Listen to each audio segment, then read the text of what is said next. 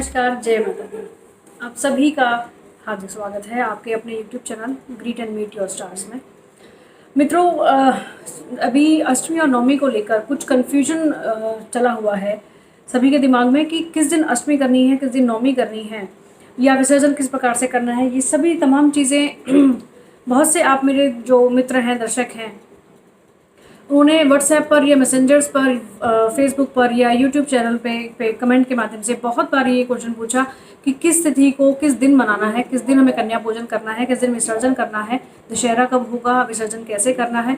तो मुझे लगा कि एक वीडियो के माध्यम से ही इस सभी चीज़ों को मैं आपको बताऊँ। एक एक इंडिविजुअल का जवाब देना मेरे लिए भी बहुत मुश्किल हो रहा था। तो सबसे पहले तो आप सभी के प्यार का, आप सभी के सपोर्ट का बहुत बहुत धन्यवाद, बहुत शुक्रिया आप सभी का।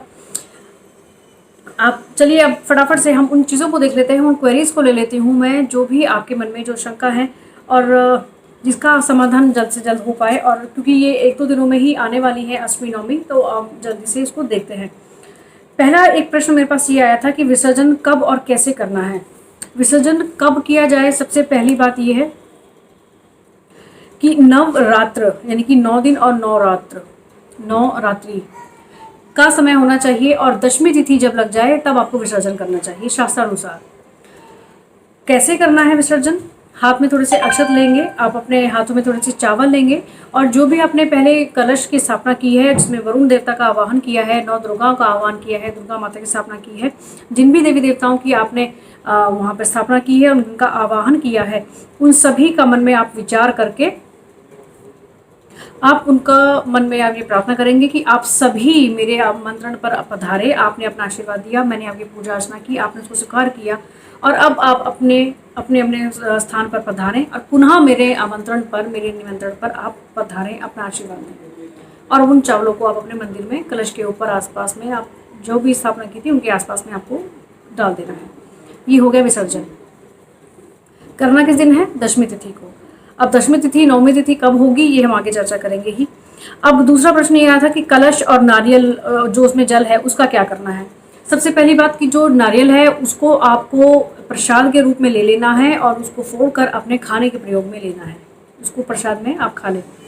जो जल है कलश के अंदर, उसको साथ में जो हमने पत्तों की जो लगाकर हमने स्थापना की थी, जो मैंने आपको एक वीडियो में बताया था कि स्थापना कैसे करनी है, उसमें यदि आपको ध्यान हो और आपने इसी प्रकार से स्थापना की होगी कि कलश, उसके अंदर जल भर के, उसके चारों ओर हमें कुछ आम के या अशोक के पत्ते लगाकर उसके ऊपर हमने नारियल को स्थापित किया था। अब नारियल को हमने प्रसाद के रूप में ले लिया है, जो पत्ते हैं उनको हम अपने हाथों में ले लेंगे, और उस जल के अंदर डुबो कर आप अपने हर जगह घर के अंदर, हर एक कोने में, हर एक रूम में, हर बैल्कनी में, हर ड्राइंग रूम या किचन, जो भी आपके घर के अंदर है, उन सभी जगहों पर थोड़ा सा छिड़काव कर देंगे। अब उस जो बचा हुआ पानी है, जो जल है, उसको आप यदि आप हो सके तो अपने नहाने के प्रयोग में ले लीजिए। नहाने के प्रयोग में नहीं ले सकते तो फिर आप उसको किसी भी, जो भी पौधे हैं आपके घर के आसपास या घर के अंदर, तुलसी का पौधा है और कुछ है, आप उसमें उसको डाल दीजिए। अब घर के अंदर छिड़काव क्यों करना है, इसका क्या लॉजिक?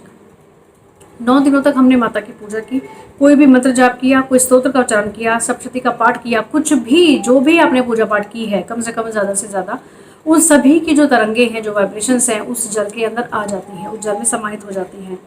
तो ये बहुत पॉजिटिव एक अभिमंत्रित जल बन जाता है, और उस जल को अपने प्रयोग में लेने से हमारी जो नेगेटिविटी है वो तो दूर होती ही है, और जो घर के अंदर जो नेगेटिविटी है वो भी दूर हो जाएगी यदि आप उसको घर के अंदर उसका छिड़काव कर देते हैं तो। ये तो रही बात कि नारियल और कलश का क्या करना है, और विसर्जन कब करना है, कैसे करना है। एक क्वेरी आई थी कि यदि हम प्रसाद में, जिनको ये जानकारी है कि प्रसाद में हमें नारियल को ले लेना चाहिए, तो यदि नारियल को हम फोड़ें और अंदर से वो खराब निकल जाए तो इसको क्या कोई अपशगुन माना जाए? ऐसा कुछ भी नहीं है।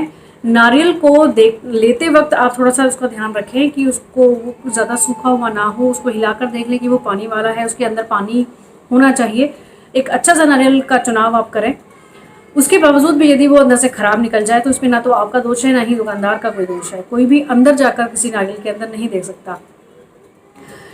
ये जो शगुन शास्त्र है वो इसको थोड़ा सा नेगेटिव सेंस में लेता है कि ये कोई अच्छी बात नहीं, एक अच्छा संकेत नहीं है। लेकिन फिर भी हमारा सनातन धर्म कभी किसी भी पूजा पाठ को किसी वहम के रूप में नहीं आपको बताएगा, कभी नहीं ऐसा उल्लेख कहीं आपको मिलेगा कि इस चीज़ से ऐसा वहम ले लो, आप इसमें चिंता में आ जाओ, इसका भय बना लो, ऐसा कुछ भी नहीं। यदि वो अंदर से खराब निकल भी जाता है तो आप उसको जल प्रवाह कर दें, यानी कि बहते जल में आप उसको प्रवाहित कर दीजिए। केवल और केवल आप क्या कर सकते हैं कि माता से आप प्रार्थना कर सकते हैं कि यदि कोई नेगेटिविटी है भी तो आप उसको दूर करें। और 9 दिन जो आपने पूजा पाठ सही तरीके से किया है, तो ये अगर कोई छोटी सी चीज़ ऐसे खराब आ भी गई तो उसमें कोई ऐसे वहम की बात नहीं है। किसी भी पूजा पाठ में वहम का कोई स्थान नहीं है, वहम कभी भी नहीं रखना।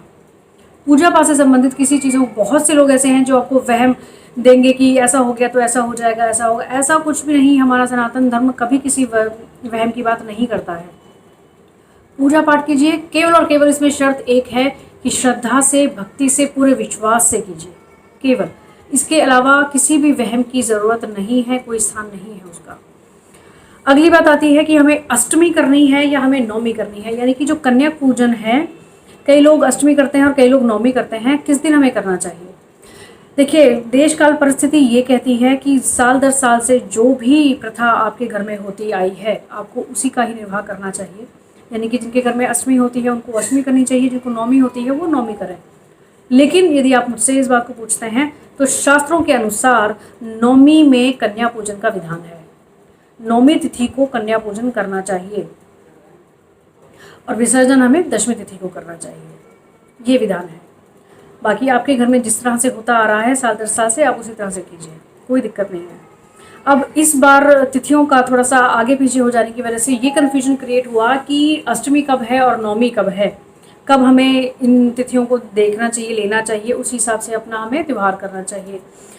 अब यहाँ पर ये कन्फ्यूजन क्यों क्रिएट हुई? क्योंकि कई बार ऐसा हो जाता है कि किसी भी तीज त्यौहार को करने से पहले इस प्रकार की कोई कन्फ्यूजन आती है कि कोई त्यौहार 2 दिन बन जाता है। यानी कि कोई लोग कहते हैं कि ये त्यौहार इस दिन है और कोई कहता है कि ये त्यौहार इस दिन है, लेकिन ये केवल तिथियों के आगे पीछे होने की वजह से ही होता है, इसका कोई और लॉजिक नहीं है। अब यहाँ पर कन्फ्यूजन ये इस बार इसलिए हो रही है ज़्यादा क्योंकि अभी पुरुषोत्तम मास गया है, मल मास गया है, वो एक एक्स्ट्रा टाइम होता है। जैसे कि आपको भी मैंने पहले ये बताई हुई है ये बात कि मल मास क्या है। मल मास के आने की वजह से, क्योंकि जो हर एक 3 सालों में जब ये आता है तो ये एक टाइम लंबा एक स्ट्रेच हो जाता है इस समय का, तो तिथि जो है वो थोड़ी आगे पीछे हो जाती है। तो इस वजह से हमें इस एक सूत्र में आपको आज बता देती हूँ जो आपके आगे भी काम आएगा।